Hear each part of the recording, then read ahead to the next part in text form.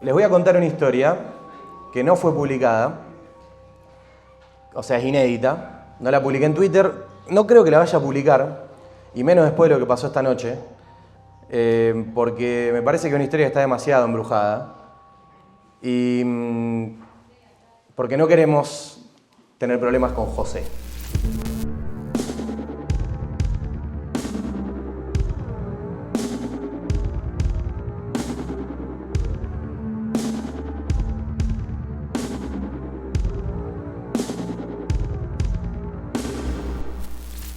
Bueno, esta historia se llama No jodas con José.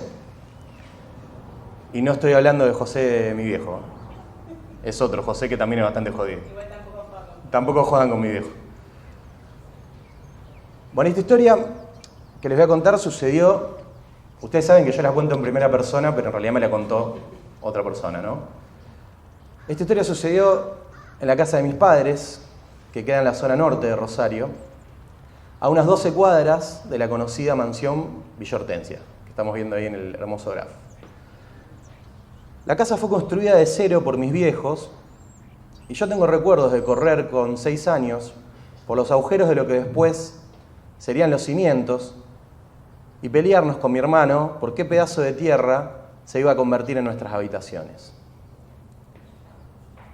Antes de eso era un terreno con muchas casillas precarias que una tía abuela alquilaba.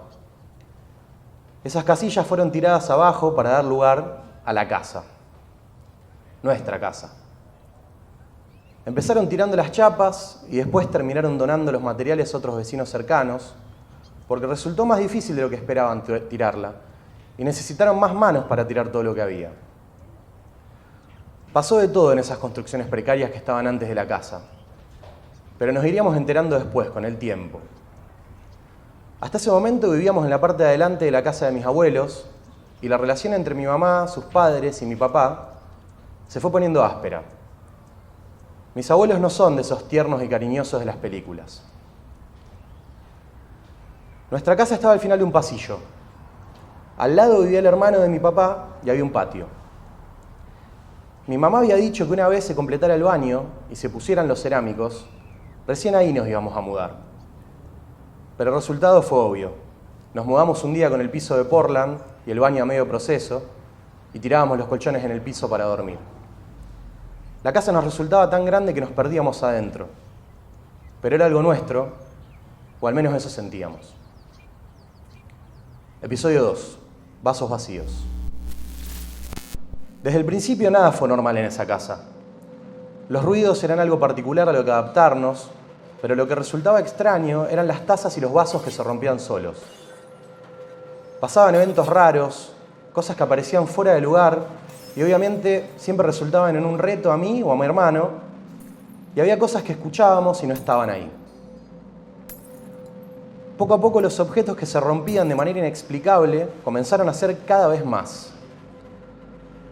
A la mañana casi siempre había un vaso estrellado contra una de las paredes, como si alguien lo hubiera arrojado violentamente. Mamá empezó a poner sahumerios. Rezaba, ponía vinagre y sal gruesa en el agua con la que limpiaba. Todo lo que le dijeran que podía funcionar lo hacía. Pero la cosa empeoraba. La radio se prendía sola o se cambiaba de dial. Había luces que titilaban. La verdad es que sentíamos que nos estaban echando.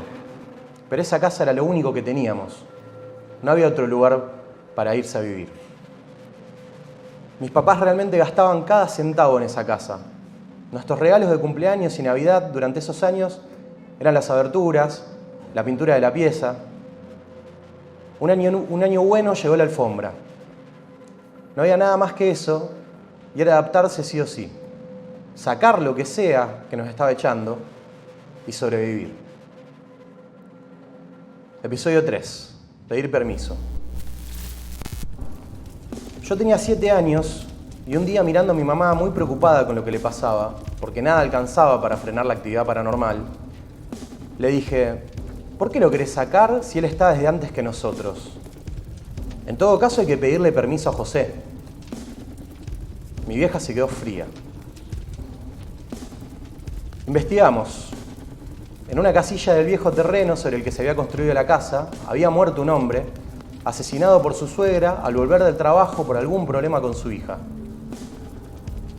También supimos que un incendio había cobrado la vida de un bebé.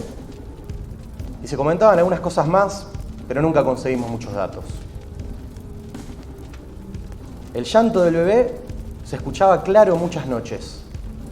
Y nunca le encontramos origen a la figura de una mujer vestida de negro que se dejaba ver en una zona del patio de la casa. Pero por suerte con esa no lidiamos nosotros directamente. Fueron mis tíos. La presencia de José era obvia. Era una sombra mucho más alta que yo, vestido de trabajo, que paseaba por el pasillo de la casa. Solo yo podía verlo, pero el resto entendía que pasaba algo más. Excepto mi papá. Él siempre le buscaba alguna explicación lógica a todo. Pero era en vano. Episodio 4. Tiempo de paz. Justo en ese momento donde todo había empezado a ponerse medio denso, empezó el camino contrario. Finalmente le pedimos permiso a José, como yo le había dicho a mi mamá. Y a partir de ahí la actividad violenta bajó muchísimo. Pero seguía, aunque de una manera mucho más burlesca. Para mí, durante muchos años, hablarle a José y pedirle que no joda era una cuestión normal. Obvio que mis amigos se reían cuando les contaba lo que pasaba en casa, pero de a poco se fueron convenciendo. Ya sea porque a veces una luz titilaba y frenaba el pedido de José no jodas, o que pasaban otras cosas raras. La casa pudo ser terminada en la parte interna y los problemas de humedad que habíamos tenido antes de que pidiéramos permiso se fueron solucionando. Un tiempo después me puse de novia con la que hoy es mi marido y pasamos por casa a buscar unas cosas. Me estaba peinando y el cepillo de repente desapareció. Teníamos que volver a salir, por lo que le pedí a José. José siempre respondía mejor a los insultos, así que procedí.